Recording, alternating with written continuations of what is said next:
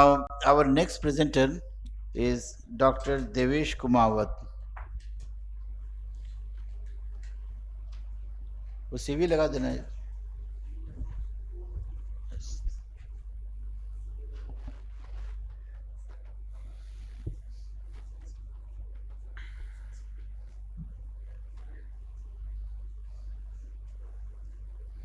हाँ, स्टार्ट करो. So, good morning, everyone. So, I'll be speaking about the role of AI in other retinal diseases like retinopathy of prematurity and age-related macular degeneration, and the recent facts and futures related to these topics.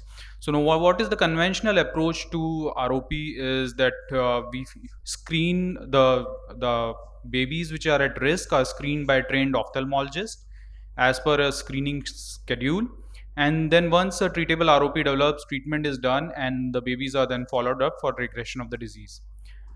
So every year 2 lakh preterm infants are added to the at-risk population, and to cater to this huge number of at-risk infants, we have only 215 registered ROP trained ROP personnel in our country, which is less than 1% of the ophthalmologists in our country. And because this disease can flare up very quickly and can have an unpredictable course, we have a very strict screening schedule to follow, and it is at very short intervals. And the initial screening is done at every 2 week interval, and then depending on whether the ROP is type 1 or type 2, we modify our approach. Now, it is very simple to learn this, that type 1 ROP constitutes all of these and type 2 constitutes these, but then there is an inter-observer and intra-observer variability which is always there. So if we see this image, one may label it as a zone 1 disease, or someone else may label it as a zone 2 posterior disease, because the junction lies at the junction of the zone 1 and zone 2 posterior in this image. And again, here there can be a confusion whether it is a zone 2 posterior disease or zone 2 anterior disease, because the ridge is falling in the zone 2 area in between the posterior and anterior part. And you can have early stage 3, which can be sometimes misinterpreted as stage 2, and only a fluorescein angiography can help you in this. But yes, there is a variability in not only inter-observer variability, but intra-observer variability is also there, because if I'm seeing this image today, I may label it as a stage 2 disease. If I'm seeing this image later on, I may sometimes label it as stage 3 disease also. And to add to the confusion, we have the ICROP3 grading system, which has given a continuum of the plus disease. That is, initially we had only plus, whether plus is there or not. Then in ICROP grade stage system 2, we had pre-plus added to it, and now we have continuum starting from 1 to 6, and so the variability, subjective variability, has further increased. Now, what is the current role of AI in ROP is that it is helping us in detecting ROP, in predicting severe ROP, and in monitoring the course of disease. So how does it help in detection of ROP? Like other machine learning algorithms, there are certain features that that are used for detection of ROP. So in the traditional machine learning, it's the features that we explicitly tell the machine to look at, such as the vessel tortuosity and the vessel dilatation and the zone of the disease. So the machine, based on these features, then classify it as a diseased or non-diseased subject, and then the treatment is decided. So there are various traditional machine learning tools that have been already been in use, such as ROP tool or RISA and vessel map. But more recently, we have the deep learning algorithms which can directly tell us the diagnosis without explicitly being told what to look at. So IROP-DL is one of the system which has been given a breakthrough status by FDA, and I think it may be recent. It may be soon FDA approved for use, commercial use as well. So it is developed by the National Institute of Health, and it has a sensitivity and specificity of more than 90%, nearly 95%. So it is very accurately able to predict the retinopathy of prematurity. Now, another area where AI is of use is in prediction of the disease progression and regression. So, vascular severity score has come up which can range from 1 to 9, and it can tell you on successive images whether the numerical value is increasing or decreasing, and the disease, how is the disease progressing, or is it regressing, and based on that you can modify your treatment approach. Now you can also predict severe ROP using AI algorithms. So one of the study by Coiner et al, and they have shown that based on the images taken at 32 and 33 weeks, you can predict the risk of development of treatment requiring ROP after 1 month. So that is a very good promising this thing of AI, that you can predict which babies are going to develop severe ROP after a duration of 1 month or so, and you can target all your resources to further screening of those babies. So this can simultaneously reduce the number of ROP examination.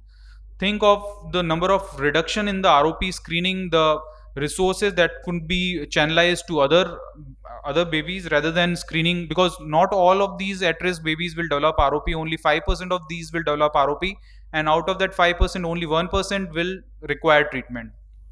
Now, the future prospects include better perinatal management using AI and primary prevention of ROP. If that can be done, then it will be a very meaningful for us. Now, it can also be used for risk prediction of the vascular arrest and reactivation following anti-VEGF therapy, because anti-VEGF therapy has become a primary tool of management in ROP these days.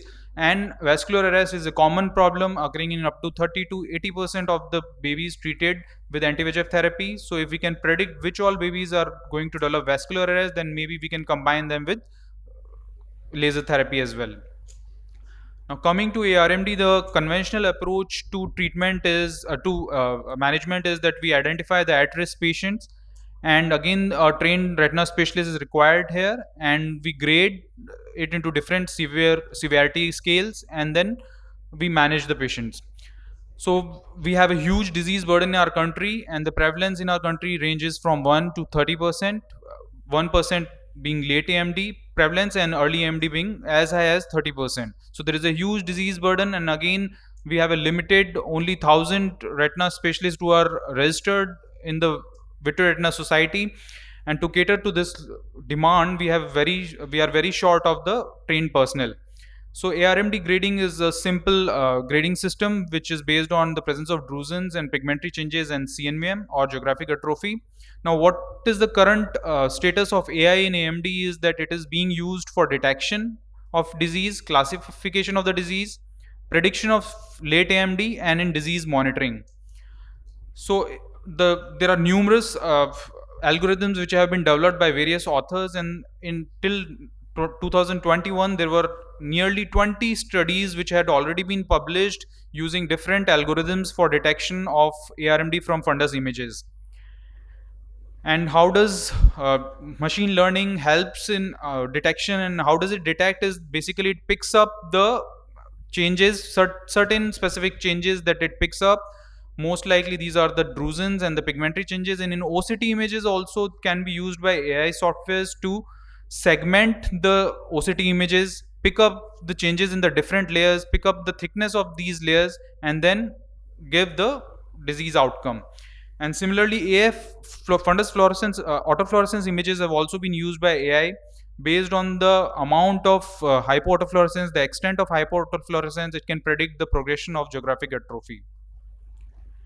Now, it can also be used to predict the risk of late AMD, and in addition to the deep learning algorithm, you can combine the survival analysis. You can use the genetic information and then predict that which type of patients are more likely to develop, whether the Caucasians or the Asians, Africans, which type of patients are more likely to develop a severe disease or a late disease in future. And AI can also, it also has a capability to objectively identify, locate, as well as quantify intraretinal, subretinal fluid. Currently, we only look at the central macular thickness and the presence of intraretinal and subretinal fluid, but here AI can quantify it and then can tell us whether the disease is progressing or it is regressing, and that could be a major boon to us. Now, the future prospects, again, the best use can be of AI is to the clinical trials, because we have tremendous amount of data that needs to be analyzed. So multicentric studies can be performed, their images or data can be compiled, and AI can be put to use, and that could be of really great boon to us. So the challenges with AI remain the same as have been previously been told. So a reference standard is being created initially to create an algorithm. So it may have some observer variability among the experts as well. So experts may always not have very good agreement. So that is one problem which one need to cater. And we cannot generalize a algorithm which is validated, suppose in Caucasians, to our country. So whatever algorithms have been approved elsewhere, we need to validate them first in our population using our own machines, and then we can use them. And then the explainability and medical legal issues are two of the issues that still haunts us.